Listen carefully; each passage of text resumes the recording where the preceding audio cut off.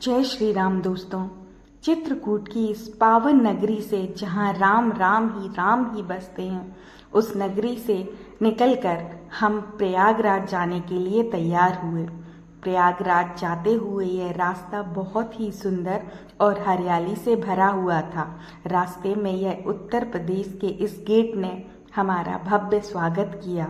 फिर गंगा मैया रास्ते में ही मिल गई। इनको नमस्कार करते हुए हम संगम की नगरी प्रयागराज पहुँचे, जहाँ पर कहा जाता है कि गंगा गंगा गंगा कहने से मात्र से ही सारे पापों का नाश हो जाता है। इसी होड़ में हम निकल पड़े प्रयागराज के इस संगम में स्नान करने के लिए। गंगा इस समय पूरे उफान पे थी। बाढ़ के पानी से इसका रंग मटमैला हो चुका था। हम संगम में पहुंचने के लिए इस नाव पर सवार हुए। यहाँ पे संगम में नाविकों ने अपना एक तखत बांध रखा है, जिस पर से गंगा के संगम पे स्नान किया जाता है। वहीं पर हम पहुँचे और यहाँ पे नाविकों ने 4-5 नाव इकट्ठी लगा के स्नान के लिए व्यवस्था की हुई है।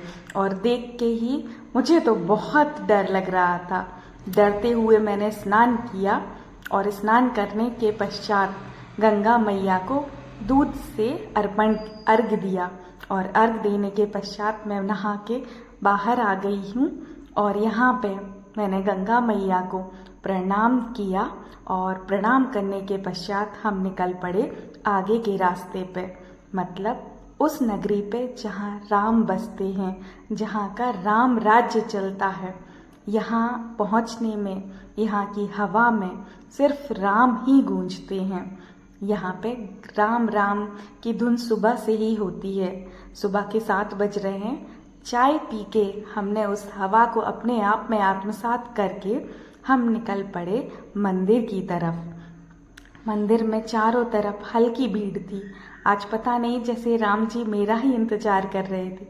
बहुत कम भीड़ होने के कारण राम मंदिर का बहुत ही सुंदर दृश्य हमने देखा। चूँकि अभी राम मंदिर अंडर कंस्ट्रक्शन है, बन रहा है। कैमरा ले जाने की अनुमति नहीं थी, बाहर ही जमा हो जाता है कैमरा। इसलिए यह कुछ मंदिर के दृश्य हैं जिससे आप मंदिर को देख सकते हैं। इतना ही सुंदर मंदिर है।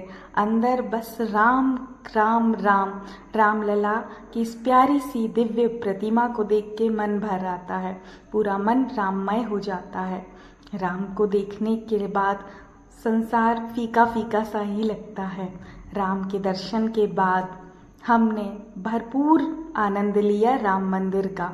और हर एक नक्काशी देखने के बाद हम मंदिर के बाहर निकल आए हैं। मंदिर के बाहर अब भीड़ बढ़ने लगी है, क्योंकि समय हो गया है दर्शन करने वालों का।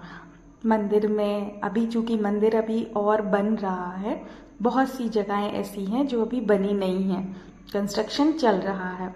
इसके बाद मंदिरों के दर्शन के बाद हमने पेट पूजा की और पेट पूजा करने के बाद निकल पड़े हम रामदूत के पास, अर्थात हनुमानगढ़ी। कहा जाता है कुछ समय पहले यहाँ आतंकवादियों ने बॉम्ब लगा रखे थे, लेकिन एक बंदर ने आके 3 सेकंड पहले ही बम को डिफ्यूज कर दिया था। भीड़ बहुत ज़्यादा थी, पर दादा के पास आके ना इतना अच्छा अनुभव हो रहा था, मानो राम राम राम की धुन हो। चूँकि दर्शन बहुत थोड़े से आपको कराए हैं हमने, क्योंकि कैमरे में थोड़ी सी प्रॉब्लम हो रही थी यहाँ पे भीड़ बहुत ज़्यादा होने के कारण। उसके बाद हम सरयू घाट पे निकल पड़े। सरयू घाट बहुत सुंदर है। हमने जल भरने के लिए एक बोतल खरीद ली, जिससे हम सरयू का जल ले सकें। सरयू मैया के पास आके हमने उनके दर्शन किए। दर्शन करने के पश्चात हमने उनको प्रणाम किया। प्रणाम करने के बाद हमने अपने बोतल में जल भर लिया पूजन के लिए। बहुत ही अच्छा लग रहा था। गंगा सरयू सब बाढ़ के कारण बहुत ही ज़्यादा भरी हुई थी। प्रणाम करने के पश्चात हम वापस निकल पड़े हैं अगले डेस्टिनेशन की ओर। और फिर बहुत ही सुंदर वही रास्ता और उत्तर अयोध्या का यह गेट बहुत ही प्यारा लग रहा था, जैसे किसी राजा की नगरी से हम बाहर निकल रहे हैं। हालांकि राम राजा की नगरी से ही तो निकल रहे हैं। तो बोलो जय जय सिया राम। अब हम नेक्स्ट डेस्टिनेशन की ओर जा रहे हो। वीडियो अच्छा लगा हो तो लाइक और सब्सक्राइब करना ना भूलें।